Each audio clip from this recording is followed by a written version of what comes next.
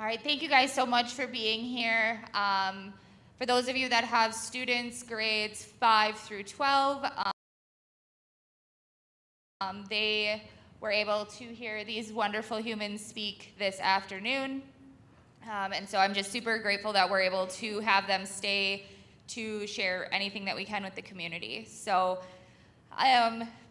so this is Kat Morgan. She's from Fierce Freedom in Eau Claire, and this is John DeMay. He came to us from the UP this morning. He made the trek in, so he got to see all of our ice storm damage outside of town. So please just pay attention. They have some great information, and at the end we will have time for questions, and they are more than happy to just chat with anybody. So thank you so much for being here. Yeah, and thank you, Amanda, for organizing everything. John's just going to hang out over here with me, my moral support. No, and also speaking. So thank you all for being here. It's a beautiful night out, and you being here talking about hard things matters and is so important. And so just really grateful that you're all here and that your school district invited us to be here, because really what I do with Fierce Freedom, I'm the director there, and we have conversations about preventing exploitation and human trafficking. And one of the ways that exploitation takes place is really through our phones and through our devices digitally. And it's just, there's so many tragic cases, including, one recently that just touched this area that, happened 4 weeks ago.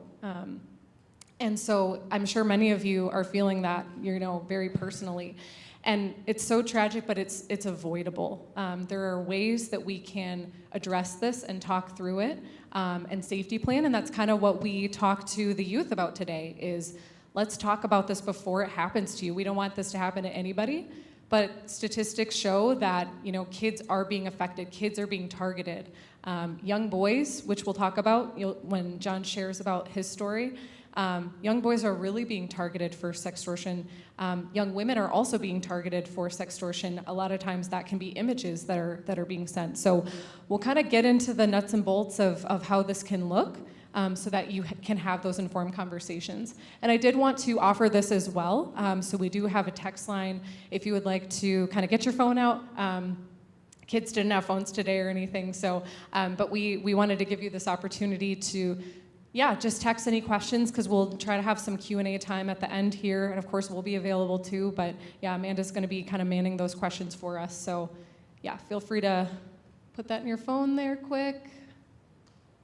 And then so I think again the point of today is really, let's just have this conversation, let's talk about it. Such a hard conversation that it is, but that's why we're here. We got to grapple with it. And I think that, the digital age that we live in has emerged so quickly. We were just talking with a young woman here this afternoon, and, she's just sharing about how much she's thinking about, because she has some friends that have ended their life over sextortion and different ways that they have ended their lives. Like, this was someone that we talked to today. She's like, I wish I could have done more. I wish I could have been there. I wish I could have called them. And John and I both were like, no, you should. It's so sad that you have to deal with this. Like, this is not all on you. You did your best to be a good friend. And so we need to have a community of support around, our young people and around each other, so that she feels supported, right? So that she can help her friends, but that she is also being supported. They should never be in that situation. And again, with the tech landscape that we live in, there's just so many ways that this can easily and quickly translate to and escalate just to a situation that, if I was in their shoes and I was dealing with this, I would not have the maturity to deal with it. I would not know what to do. Even adults, even as adults, we fall into these kinds of situations, and scams happen a lot, right? So, reminding kids too that, you're young, so you're getting targeted, but it's a new landscape out there. So just having that empathy for them, I think at all times is important. So I wanted to share a video with you that kind of, just again, as we all have kids, like I have my nephew who I absolutely love, no kids of my own yet, but I always I always want to I'm always tempted to share pictures of him, right? Because he's just really cute. And it's really fun to see that, on social media, just seeing your friends' photos and catching up with them, right? But again, there's also kind of that other side of it, that when we're sharing photos and kind of putting it out there, there might be a darker side to it. So just want to share this with you.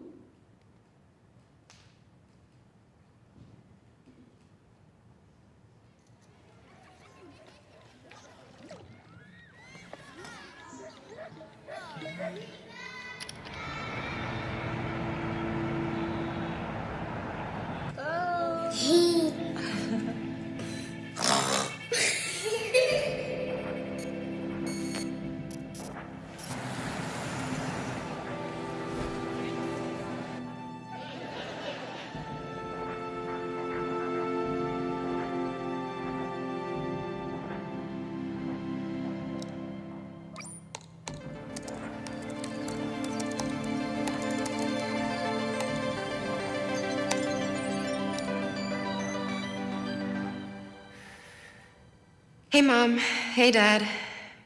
It's me, Ella. Well, a digital version of me. Just a bit older. Amazing what technology can do these days, isn't it? All you need are a couple of pictures, like the ones you share on social media, where they can be taken and used by everybody. I know, for you, these pictures are just memories. But for others, they are data. And for me, maybe the beginning of a horrible future. A future where my identity can be stolen just like that. Where I can go to prison for things that I would never do. Imagine my credit score being destroyed, Dad. Or my voice copied to scam you, Mom. Mom, I'm in trouble. I need you to send me money, please. I don't want to become a meme, humiliated by everyone at school. Kill yourself, you fucking loser.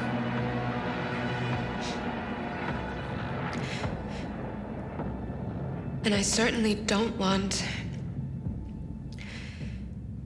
this.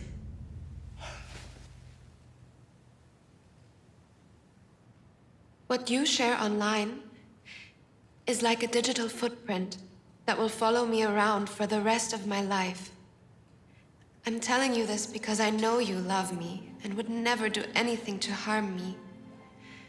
So please, Mom, please, Dad, protect my virtual privacy.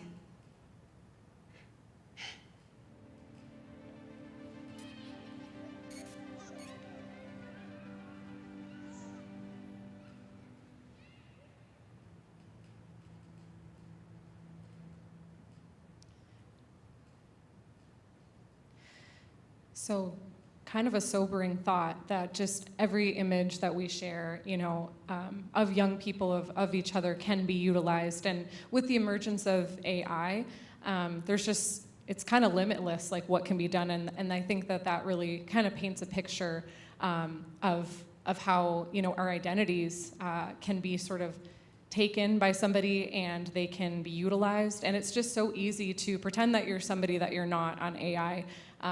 With the technology that's available, and create fake videos of people. You can even say, hey, I have this nude photo of you. It's like, I never even sent that to you. And it's because there's these nudify apps that exist that you can actually nudify somebody's image without their consent. And I would just say, and John and I were talking about this too, what's really frustrating is that these big tech companies that are out there are not trustworthy. They're having this conversation privately with children on their phones. And they don't want parents to be part of that because they want those kids to be using their devices and these apps as much and as long as possible. So that's one of the things that John will talk about is legislation that we really need to pass that will hold them a little bit more accountable, because right now they're getting away with a lot. Companies like Facebook, Meta, things and apps like I mentioned. So really, when we're talking about exploitation and the things we're mentioning tonight, again, it's looking at, what are the vulnerabilities that maybe exist in my child's life? And so, we talked about this today with the kids. It's like, who has vulnerabilities? We all have vulnerabilities, and they're nothing to be ashamed of. They're what make us human. But they're also a way that somebody could potentially see a target on our back and take advantage of. And so at any point, in Maslow's hierarchy of needs, we all have this pyramid of need. So there's our physiological needs, that's kind of just basic. You know, we need to have shelter, food, water, right? And so if we don't have those things, how vulnerable are we? How vulnerable is a young person who is homeless and walking around the street going to be to somebody that then offers them food or offers them a place to stay? Very obviously vulnerable. I know in Eau Claire County, there's 300 homeless youth. And I believe there's a number here as well. I mean, it's everywhere, right? So that's one level that this can take place. But even as you have those needs met and you move up the pyramid, even love and belonging, we all have these needs for connection, love, and belonging. And so where are kids going for that? They're going online. They're going on their apps. That's where their friends are. These apps, again, are designed to be really addictive.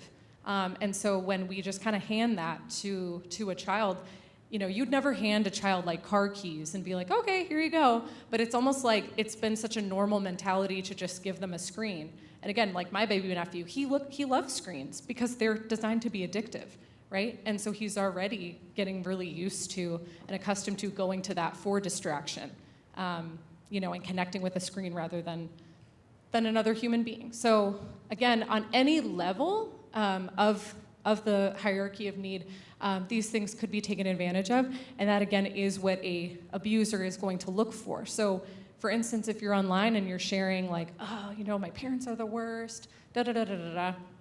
Hopefully no kids are doing that, right? But, you know, we all grew up, right? We were all angsty teens at one point.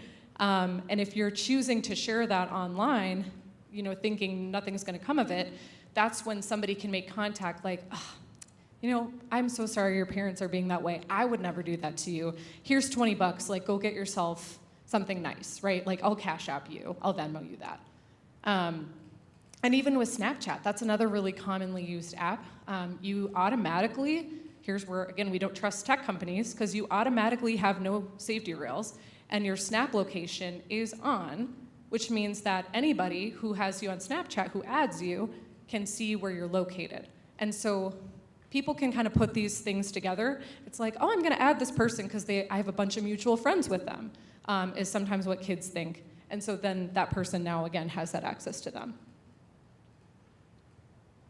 So again, this is real. This is really what's going on, and targeting families through social media, using video games. That's another really big one I kind of did want to touch on, and just how prevalent this is. You know, when we were in the high school today, I said, "How many of you play video games?" And like, I don't know, felt like everyone raised their hand pretty much. It was like 98%. And there's nothing wrong with, you know, gaming, I think with some limits here, but just knowing that this is really can be a playground for a predator. They are looking for kids to groom on these games, and they can go ahead and again send them cryptocurrency, something, you know, they can piece together who this child is, like just asking innocuous questions like, oh, I go to the neighboring school, what grade are you in? You know, are you going to this football game? You know, just finding out information. Again, like we were talking about, it's not the white van really anymore. It's how do I piece this together over time to groom this child to then think that, you know, I'm a trustworthy person. And as we said, it's so easy. It's just so easy to lie about that. And I thought this was really telling as well. If a predator wants to target younger kids and talk with them to build trust and start the grooming process, Roblox is an easy way to do that. So many kids use these apps, Discord, messaging apps where they're talking to their friends. We'll even see a video that kind of portrays that a little bit too. So just kind of giving you an idea of this is really where a lot of them are going. So I do want to kind of give the mic over here to John, who's going to share a little bit with you of his story and just everything that took place, how he was really impacted personally by sextortion, which is blackmail using sexual images or content. So, John, I'm going to hand the mic over to you. Thank you. I appreciate everybody coming. I know this is a hard subject to talk about, but I think it's really important for a lot of reasons. And it's not just about sextortion.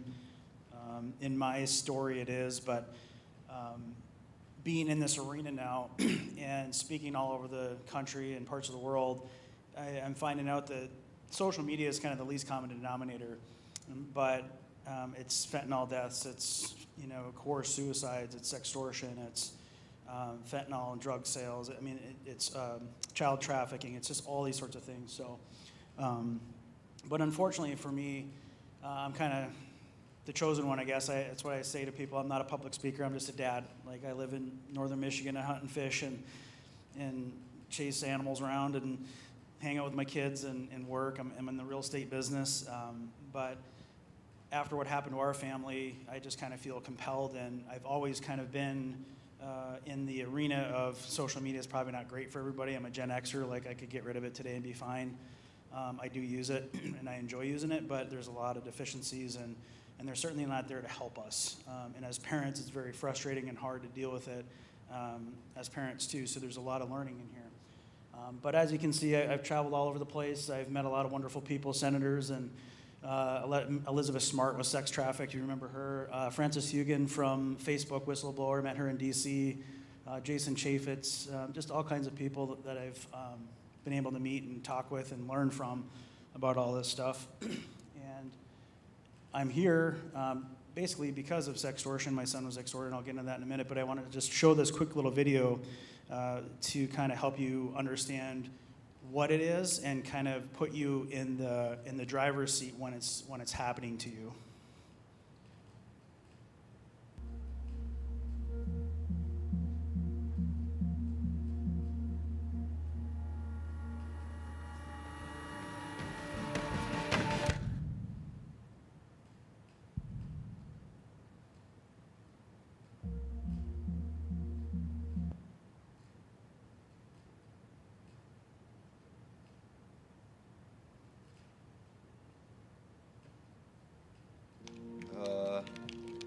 Dang, I got sniped. Res me real quick, res me. Come on, just hurry up and res me. They're like 10 seconds away, come on. Follow damage. Okay, 20 again. One pump, I got his teammate. 40, broke his shield. Hit him, once. One second.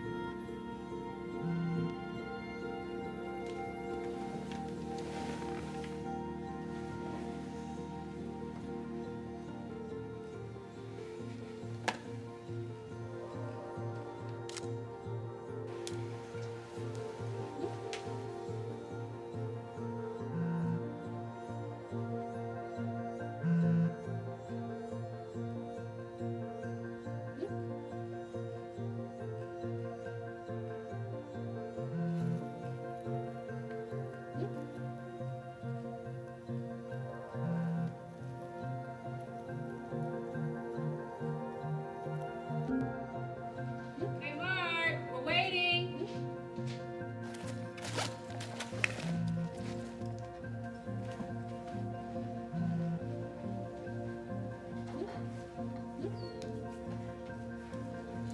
Mark, I want to show you a new handshake. Dosi está the west. The west. You gonna try out for the team this year? Yeah, probably. You better.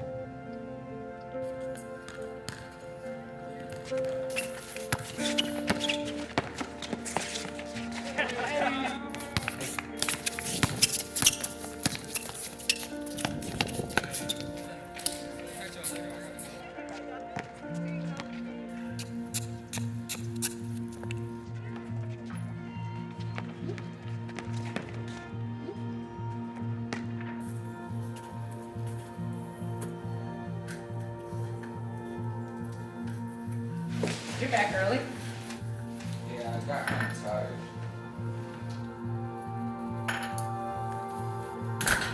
Dinner be ready in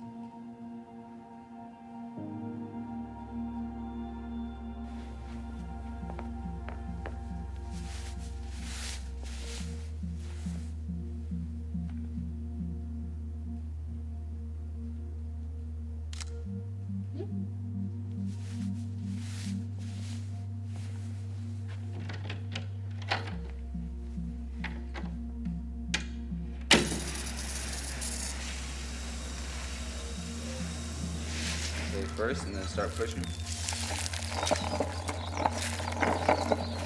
Okay.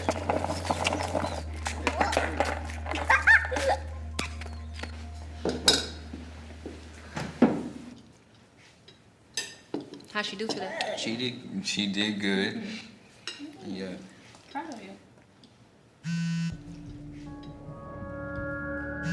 Can I get a dog?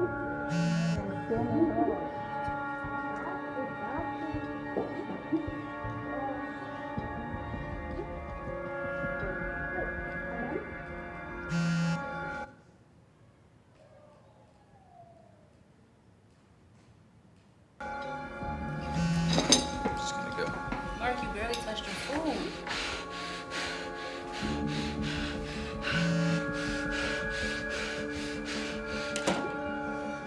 How'd you? How'd you? What do you want?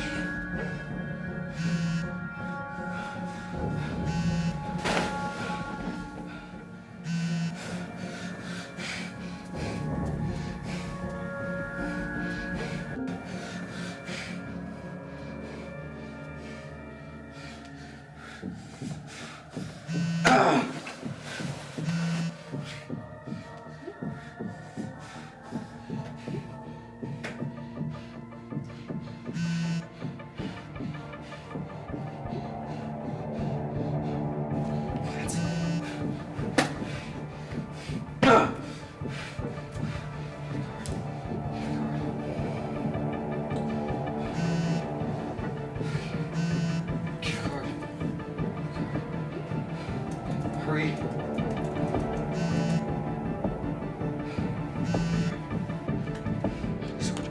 Come on.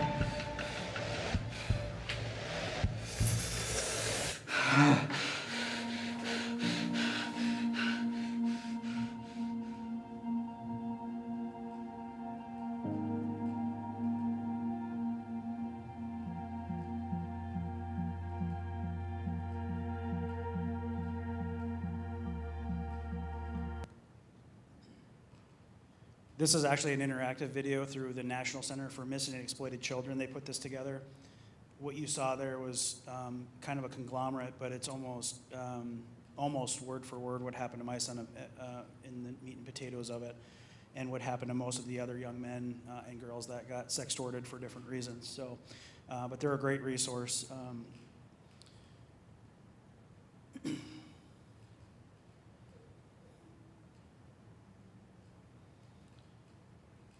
This is Riley Bassford from New York. I know her mother very well. He died in March 2021. It took him 30 minutes from the time that he got a message to the time he shot himself in the back by the pool. Shylin Dixon was in the same month, the same year, in New York as well, not too far from Riley, and she died in March 2020. She hung herself. This is Braden Marcus. He's from Ohio. He was 15 years old, October 21. 27 minutes from the time that he got a message to the time that he shot himself in his bedroom. 27 minutes.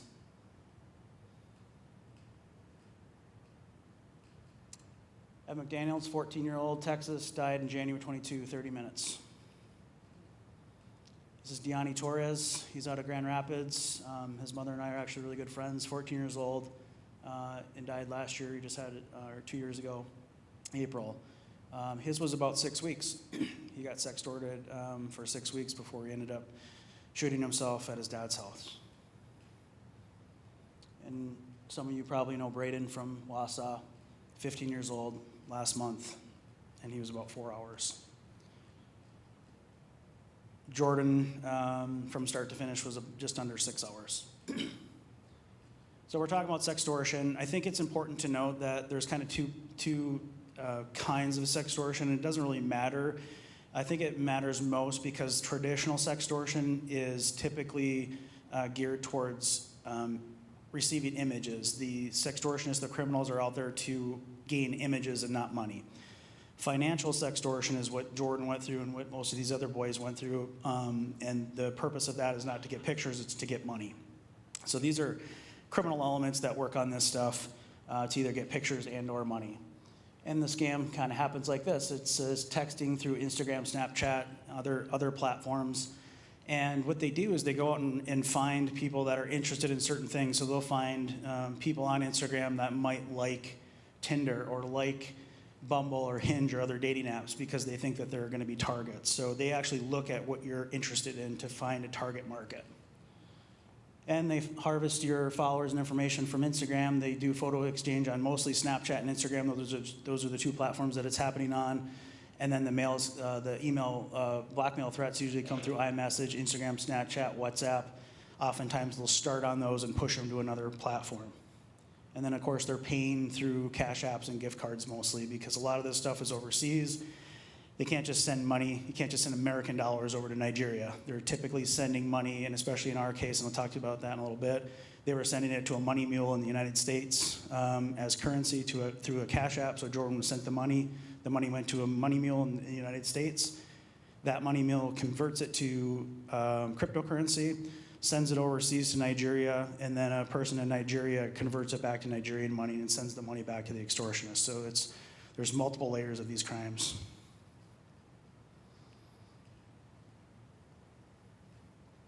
This is my family the summer before Jordan died. It's my wife and my two younger girls, and Jordan on your left. Jordan was 7 weeks from 18, graduating high school, finishing up his senior year. He was a dual sport athlete. He was a multi-sport athlete, really. He started with baseball for many years, very athletic. Ended up with basketball and football. Mostly he was an all-conference basketball player, honor roll student. 6'2", 183 pounds. I mean, the perfect size and weight, handsome guy, very popular in school, extremely diverse friend group. He was just larger than life, happy kid, ready to move on to the next chapter. And I'm not gonna skip to that yet, but on October it'll be 3 years. About 2 weeks ago, it was 3 years. March 2022, it was a Thursday night. Jordan was coming back to my house from his mother's. We were going to vacation in Florida for 2 weeks on a beach vacation. And he wheeled his bags in around 10:15. That's the last time I saw him. And hindsight being 2020, he received his first text message at that time from a Danny Roberts. Her message came in at 9:01. He responded to her at about 10:15 or so. This nice young lady just reached out to Jordan. This is the actual picture that she had on the account. I got this from the investigative file and a copy of the screenshot of the phone. And all she said was, "Hey, what do you do for fun?" Jordan says, "Live, play sports, listen to music." "Oh, sounds fun. Like to hang out with friends and play friends and playing sexy games." Sorry that came out wrong, my bad. So this conversation started, and this was really long. It was 170 pages of transcript. So I just kind of took out the highlights. But as the conversation changed, it was just the general kid stuff, what you do and kind of what you saw there, and then it slowly turns into sexual. She just tosses a few things out there. And you can see here just kind of normal talk. "Yeah, sorry, bored. Thought you might want to do something fun. It's actually a sneak pic exchange. No screenshots. You're down." And Jordan's kind of ignoring her a little bit here. "It's just for fun, nothing else. And let's do a mirror pic exchange showing your sexy body. No screenshots. You get what I mean?" Yeah, and it said on view once. After viewing, it disappears. Of course, it can go first if you want. "But you're home, right?" And he's like, "Yeah, cool." So you can see how she's kind of walking him down the rabbit hole, trying to make him feel comfortable with this and trying to convince him. Jordan says, "You follow a lot of people from my town that I know."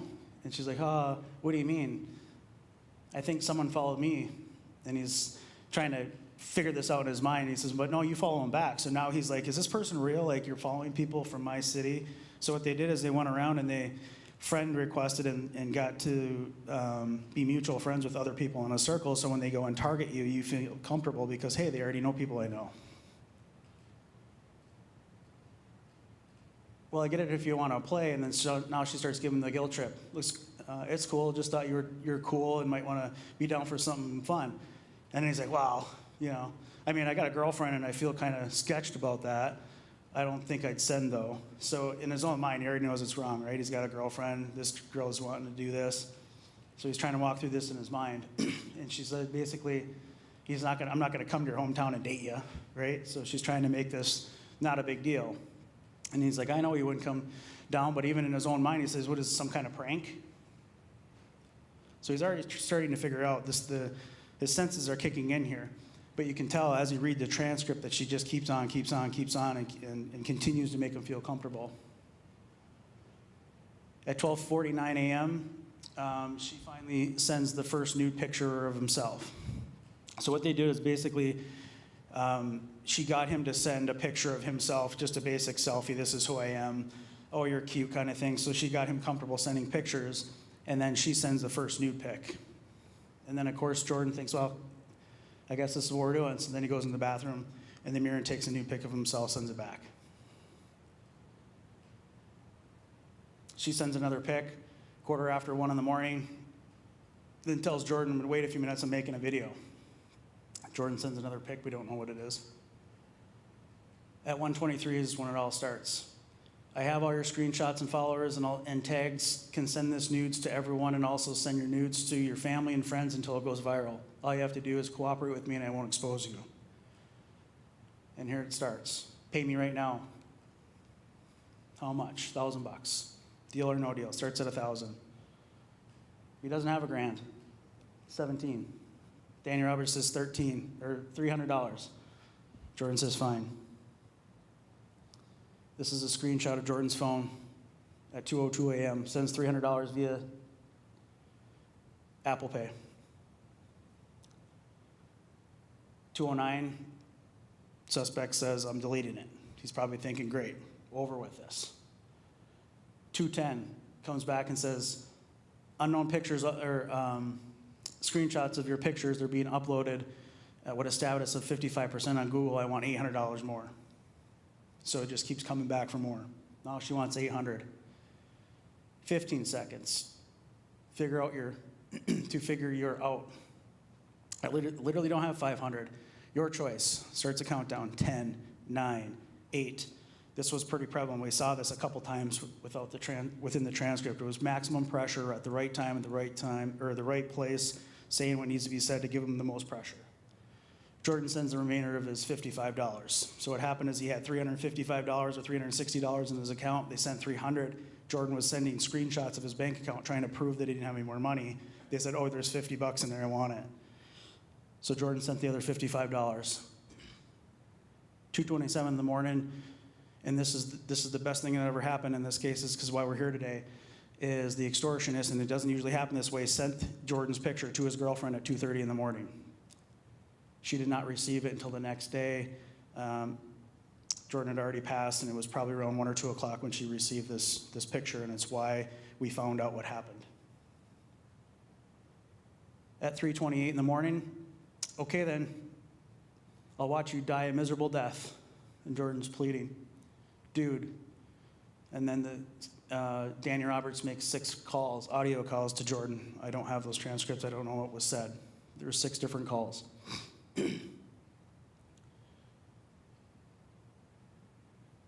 This was at 3:40 in the morning. This is a screenshot of Jordan's phone. And that was a text message to his girlfriend. Kyla, I love you so much. I made a big mistake and I wish I could continue, but I can't do this anymore. This was from a choice I made and I must pay myself. Right after that, he sent his mother that text message, Mother, I love you.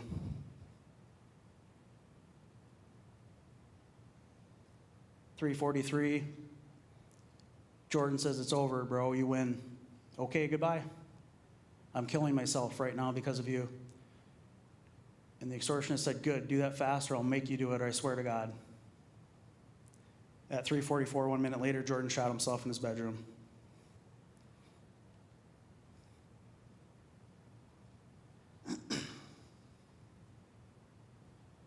And when I say I'm thank the Lord a little bit that that picture was sent to his girlfriend, because normally they don't do that. And had that picture not been sent, I would not have any idea what happened to my son that day.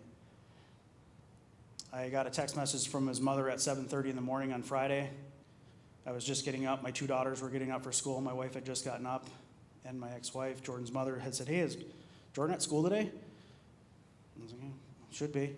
7:30, should have been gone 20 minutes ago. Looked out the window, his car is still in the driveway. So that's odd. Never missed a day of school in his life. So I walked downstairs and I found him in his bedroom. So we had no idea from that time on until later Friday night when his girlfriend found that message and said, hey, I got this picture. I don't know what it's all about. Long story short, the picture went to the detective that took our case at the sheriff's department. They knew immediately what it was. They've been dealing with this stuff for a while. And they ended up getting the FBI involved. And Jordan deleted everything on his Instagram account and on his phone before he died. He didn't want anybody to know about this. Fortunately, the stuff that you put on Snapchat and Instagram is there forever, even though when you delete it. So the FBI and the Sheriff's Department did a search warrant, an affidavit, sent it into Meta, and by Sunday night, they had the full transcript of what happened, and then we found out what happened. This guy right here, James Traska, he was the head of the FBI in Michigan. He was stationed in Lagos, Nigeria, 25 years ago with this young guy over here. James is the head of the FBI in Michigan, and Mr. Abdul Karim is the head of the EFCC, which is the equivalent of the FBI in Lagos, Nigeria. So when the FBI found out that this was over in Nigeria about 2 weeks after the incident, he contacted his old buddy, and they reconnected. And the FBI and the EFCC put a team together, and they tracked these guys down. There was a total of 6 Nigerians that were part of this scheme. These were the 3 main players. The middle guy is still in Nigeria. The other 2 have already been arrested. They've already been extradited in the United States. They pled guilty, and they're in prison in Illinois right now for 18 years. The other guy is fighting his extradition, so that could be tomorrow, it could be never. We're not sure yet. But total, there was 11 total arrests. There was actually 6 Nigerian men. And recently, there was 5 arrests in the United States in the last 6 months for the money laundering side. And they all just pled guilty last week in court, and they're going to be sentenced here over the next couple months. So 11 total arrests. So now we get into the problem that we all have is social media, right? This is kind of the least common denominator with all this stuff. And like she said, social media is not there to protect us. They're a business, and they're going to do what they need to do to make money. And so we can't, as parents, depend on being able to have our kids on social media without a lot of intervention and a lot of monitoring.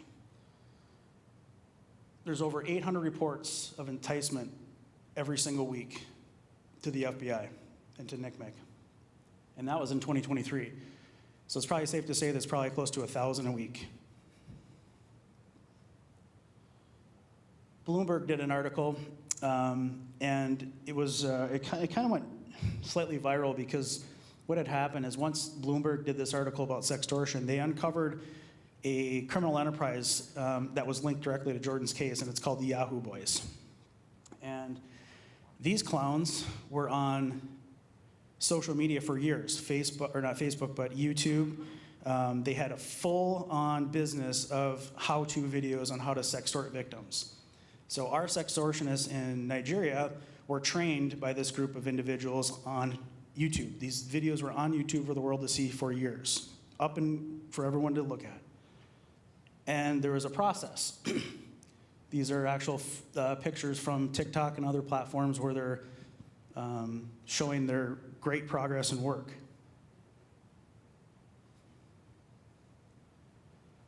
Blackmail format, new update. New blackmail update. Best blackmail update. Join WhatsApp group for more cash out updates. This stuff was all online for years. So they just go and learn how to do it. And then they post when they're sextorting and extorting victims, they post, and they're like a group, and they're an organization. So Bloomberg kind of uncovered this. And interestingly enough, I found that Google search trends in Nigeria, the phrase "how to blackmail someone with pictures" is trending 850%, and this was about a year and a half ago. Shortly thereafter, within the month, Meta miraculously just decided they were going to go and delete 63,000 Instagram sextortion accounts from Nigeria.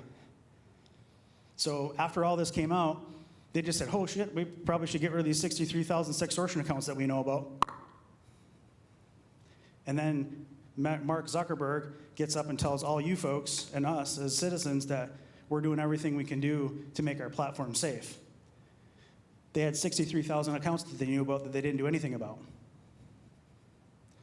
There's 32 suicides in the United States from sextortion alone, just financial sextortion, that happen on these platforms. And the scary part about it is the number of young people that are sending nude pictures is alarming. It's 1 in 5. 1 in 5 students in that gymnasium today were actively sending nude pictures back and forth to one another. That's how young people sexually communicate today.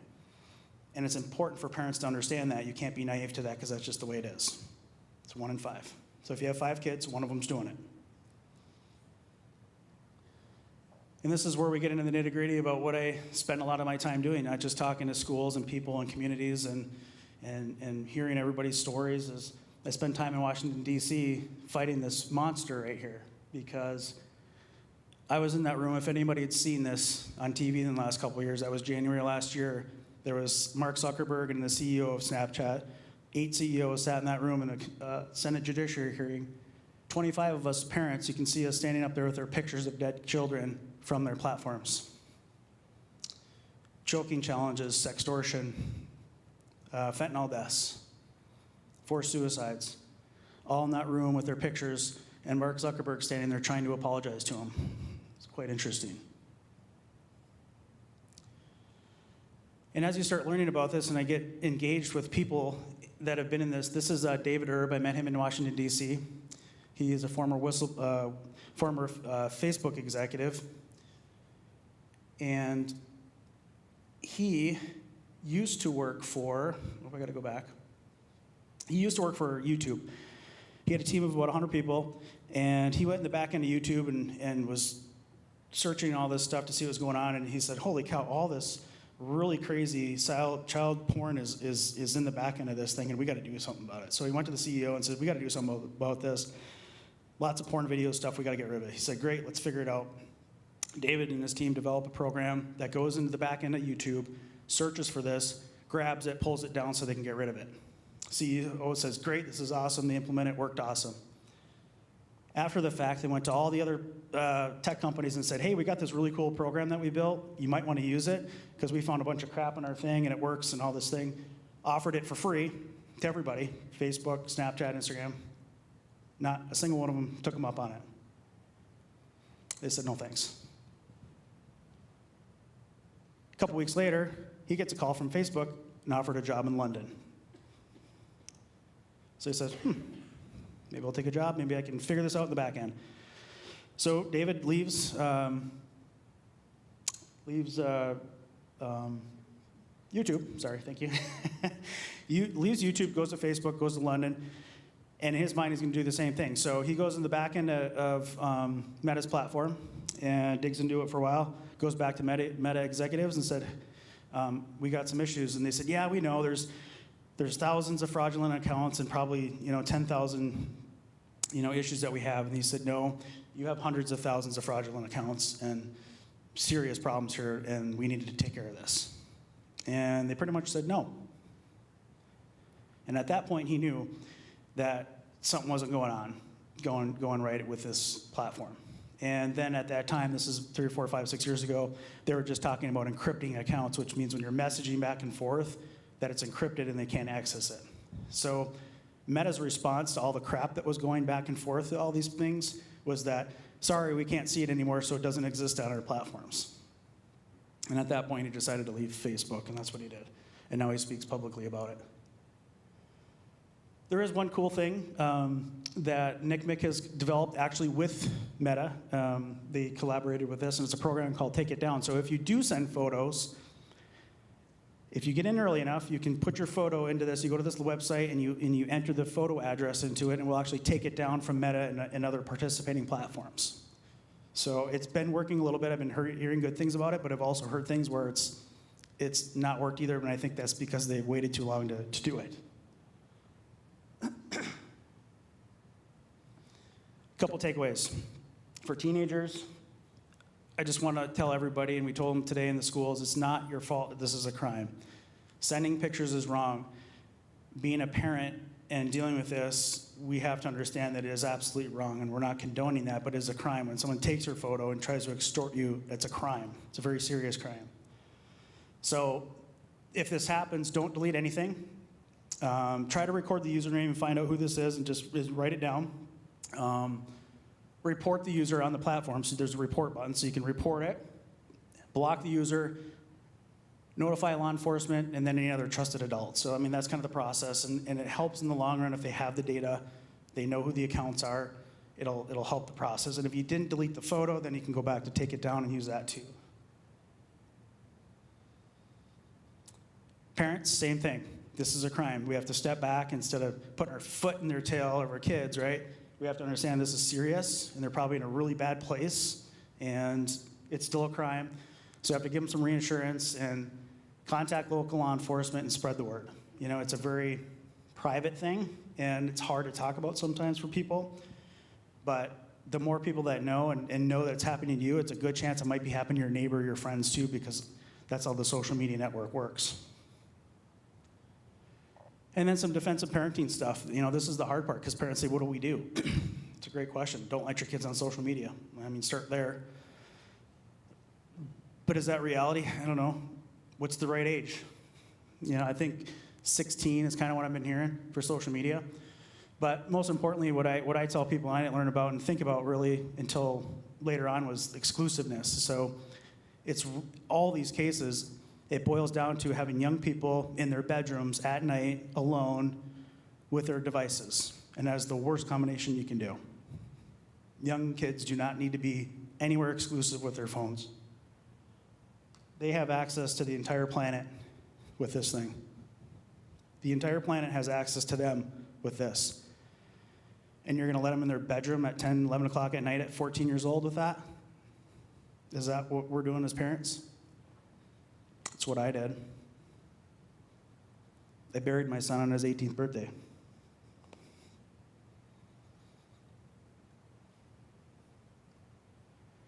You need to be looking at your kids' devices. There's not a single parent here that's going to tell me that that's wrong. Because I did. Me reading their text message, have open conversations with them about it. You don't have to snoop, but be real, right?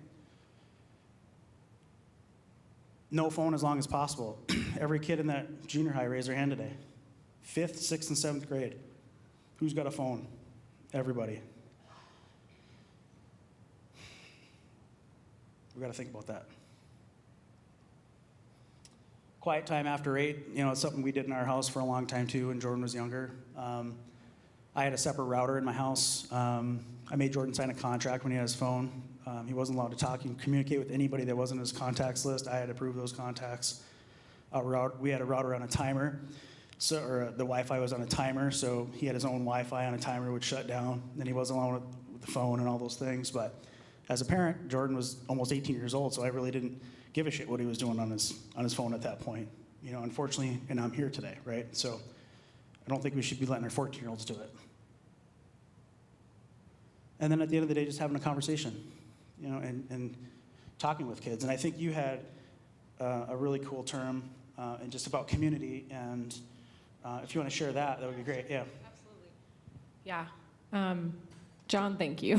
It's just so powerful to hear the story and troubling. But even you were telling me that, I mean, telling Jordan's story, like talk with somebody, you know, share about what you heard today. It could save a life, and it has saved lives. And you were sharing that, if you wanted to share that later, but anyway, that you literally had a teen that had reached out and, you know, decided, like, I heard Jordan's story, and it changed it for them. So, yeah, and I think that something that we shared with the kids today, and just kind of having that approach with them, is, you know, having this idea that their worth and their value is set, and you will always love them unconditionally, and just kind of building that into them from a young age. You know, no matter what happens to you, no matter what you've ever done or someone does to you, you can always come to me. I will always be there for you. And sure, there might be some feelings that you have as a parent when you hear some of this that happens, but just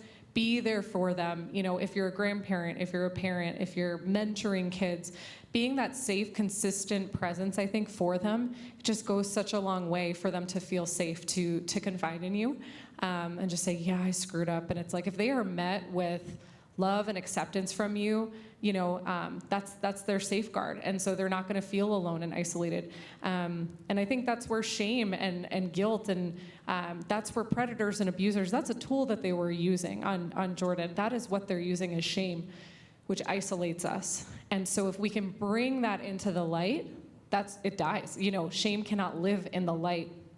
And the term that you were referring to that we shared with the kids today, it's, let's make an amazing, you know, safe community. Let's be safe people. The term is Ubuntu, and it's in an African tribe. When someone does something wrong, the whole tribe surrounds that person for 2 days and just says all the good that that person has done, because they realize that, hey, we all make mistakes, but that does not define who we are. And so, you know, just reinforcing that with kids and saying all the good that they have done and how good that they are. They are not the worst thing that they've ever done. They're not their worst day or their best day. You love them unconditionally. And so surrounding them and just creating that community, that's really, again, where this can't exist, where that shame dies, is when it's brought into the light. So I think that's kind of one of the takeaways we want to talk about. But yeah, so do we want to open it up for questions? I think those, yeah. One more addition to that, and what I would like to finish with is kind of exactly what she's talking about, and something that I learned just a couple weeks ago. So we've been 3 years since Jordan died, and we've had a massive investigation. There was over 100 FBI agents working on this file. It's the first in U.S. history that has for extradition in sextortion. So this is a flagship case for the FBI. This is an international case. It's very, very popular.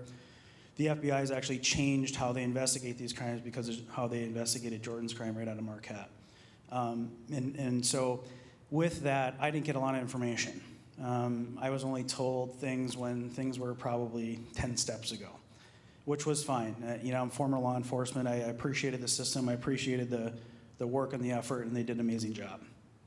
But long story short, I was able to sit down with our detective 2 or 3 Fridays ago, and I met with him. A friend of mine went to the police academy right the year before me, and friends went to high school together. And so I sat down with him for 4 hours, and we had a cop-to-cop conversation, and I saw all the pictures, I saw all the messages, and I asked all the questions that I needed to ask to figure out what was going on. And one of the things that came up, and the reason why I have that up there now, is because week 2 after Jordan died, I had heard through the grapevine that Jordan was having a conversation with a friend, somebody that I knew by name, that I had never met, somebody that he went to the gym with from another school, and I just heard that they were conversing, and I didn't really ask about it. I told law enforcement about it, so they had the tip, just to make sure it was somebody that they needed to interview, and I left it alone. Well, I found out 2 weeks ago that that conversation was actually almost 2.5 hours long, and his friend was on a Snapchat audio call with Jordan while he was being sextorted. And that young man never came forward. He never messaged us that night, never told any other friends. The only time he had a conversation about anybody was when the detective went to his house a couple days later and interviewed him. And I extended my olive branch through the detective and said, hey, if this young man wants to sit down and talk, I'd love to, because I don't blame him for this. He's probably has horrible survivor's guilt. It's probably eating him alive. He probably thinks I'm going to murder him if I ever see him on the street, and that's not the case. But the point of it is, this young man knew this was going on to Jordan, and he didn't say anything. Brittany Bird, Braden's mom, told me 2 days ago from Wausau that just died a month ago. She found out the other day that her son was on the phone with his friend as well. The whole thing. Braden hung himself. Tried to hang himself, and the cord broke. Told his friend that on the phone. His friend knew. Didn't say anything. Again, Brittany and her family do not blame him at all. He's a young man, and we can't expect him to make those big adult decisions. But the point of it is, I'm hearing this happen in my story, happen in Brittany's story, and I bet it'll happen to others too. And the message to the young people and the message of the parents to the young people is that when you have friends that are in those positions, in those moments, you need to reach out. It's really life or death sometimes. And what we said to the high school today is that it's such a hard thing to do in the moment, but it pales in comparison to what happens after the fact and trying to deal with that. And we need to be a community. And that's what that means, and that's what your change is. Absolutely. Thank you. And I would just add, too, that, the health departments here, they have some really fantastic resources, and just having that crisis 988 suicide line, because like you're saying, and I shared this with the youth today, it's like, I remember being in their shoes, and every emotion that I felt like it was going to be forever. I was like, this is my life now. I just had those really high highs, really low lows, and I remember the thing that helped me most was my dad said to me, he's like, you think this is going to be forever, and it's not. This does not require a permanent solution. Like, these problems, we can talk through them. And so just reminding kids of that as well, like, this is not a permanent problem. You're going to go on. You're going to have so much life after this. And just reminding them of that. I think you had shared a little bit about that too, that you, that's like another perspective too. So yeah. And then I did want to share, so we have some resources at our table. If you did want to check out the Fierce Freedom table out there, we do have some online gaming handouts, and I would recommend even talking with kids that are a lot younger too. I know NetSmarts is a good website as well that has some content for younger kids. I think that you should really kind of start talking about this from a really young age. Again, if you're handing a child a phone and not talking about it, I think that's going to be, again, that really is going to create huge vulnerability for them. So I didn't know if we should open up for questions, but yeah. So, and then I'm going to put the text line back up there unless there were any. Amanda, did you see? Not yet? Okay. But we can also just open it up if anyone has questions or, feel free. Any questions? That's okay. If not, it was a lot of information to take in.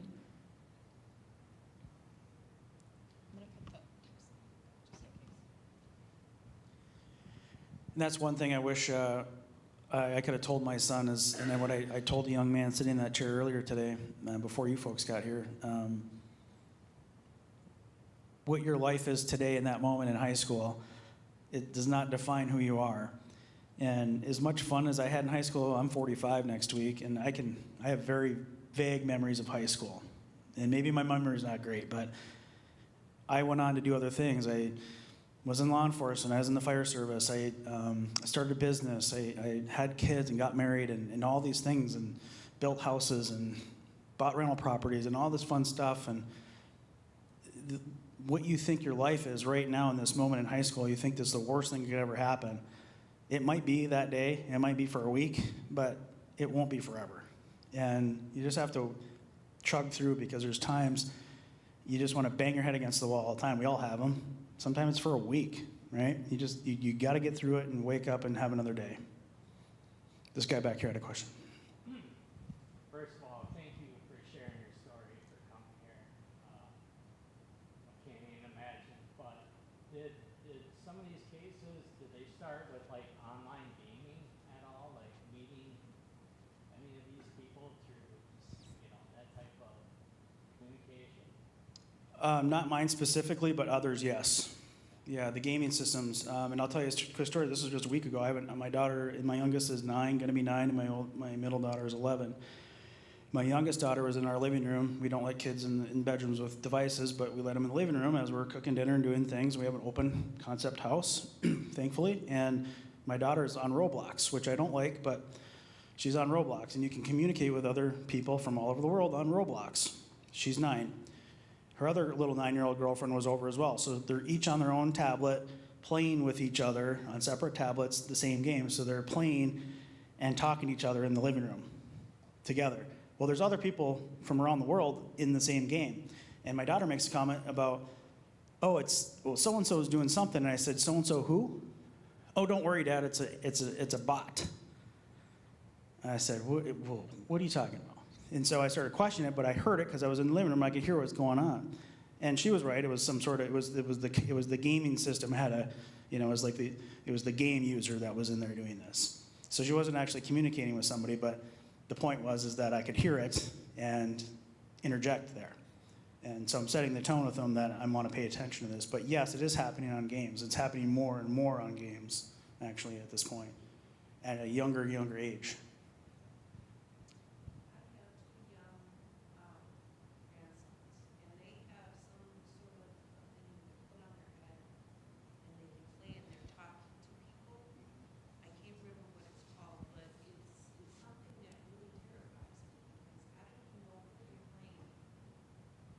You don't.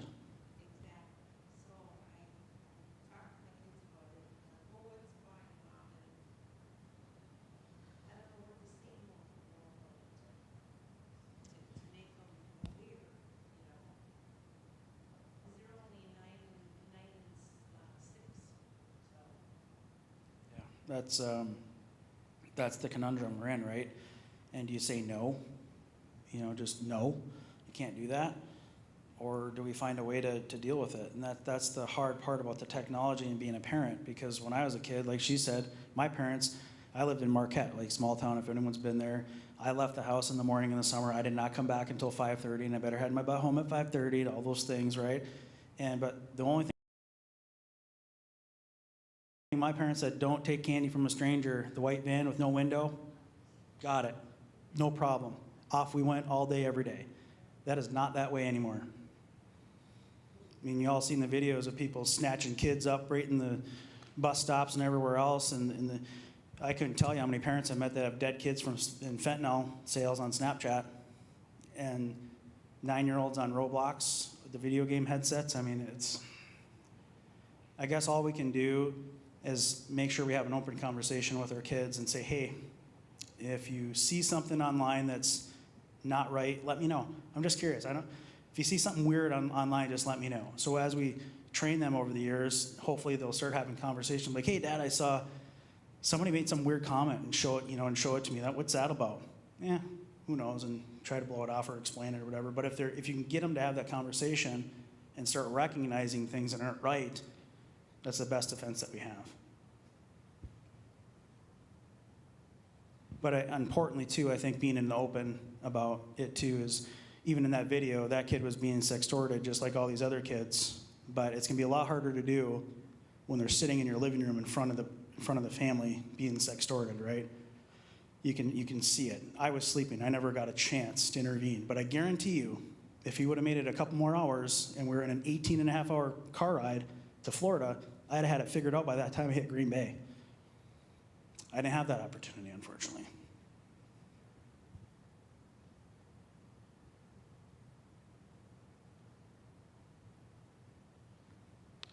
Anyone else?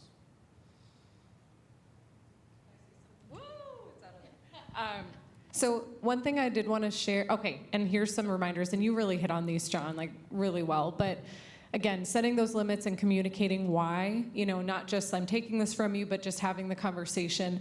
And like we saw in the video, be cautious in posting any information about a child or anyone's child on socials. And developing some kind of a tech contract or expectations with child.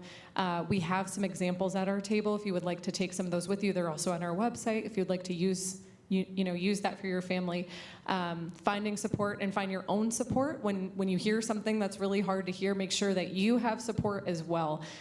safety plan, tell your kids that they're loved unconditionally. We talked about this. And then this is just the picture of their worth and value as kintsugi's. And feel free to share this idea with kids too, that, there's Japanese art of kintsugi, and you take a broken piece of pottery and you fix it using gold lacquer. And just when, and I was thinking about this with John's story, it's like when we feel broken, and we have those pieces on the floor, and then we're able to kind of seal that with the gold, then the light shines through, and we're able to find healing and kind of bring that back together. It's this gorgeous, piece, and then that light again shines through. So the light is shining through because of what he is doing in his story. And I did want to just share briefly too, this is on our website, but we do have, this can feel really overwhelming, but we have basically it's 12 months of content, but you get just short videos every month delivered to your inbox. It's called Fierce Parenting. And so we start off, we talk about exploitation, sexual abuse, trafficking, revenge porn, sextortion, cyberbullying. We have a lot of different content on there. And we also have wellness reminders. So the fourth week, so we kind of introduce the topic, talk about prevention, talk about what if it's already happened, and then we talk about wellness, because again, it's so important that you're taking care of yourself as well as you want to be a caregiver, as you are being a caregiver and need support. So that's the picture of Ubuntu. Sorry, I just had some slides. So yes, this is kind of the idea. We'll just kind of leave this up here. And of course, thank you so much for your time and attention. Amanda, thank you for organizing all this as well.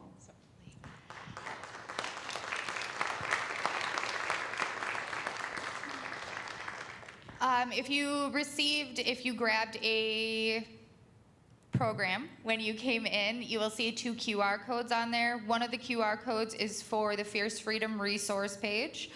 And then you can play around in there. There's some great videos for all ages of children, from what does a healthy relationship look like, to I'm a victim. And then there is also a QR code for the National Center for Missing and Exploited Children on there. They have some wonderful resources as well. They have videos, and there is all of that in there. So I wanted to have that on a QR code for you all. I'm hoping here in the next week I will be able to have some follow-up resources available to families on Dojo or any of that stuff. So please reach out if you guys have any questions down the road. I know that they'll be sticking around for a little bit if you just want to have a chat. Otherwise, I really appreciate you all coming, and I really hope that you can share what you've learned tonight with somebody else. So thank you.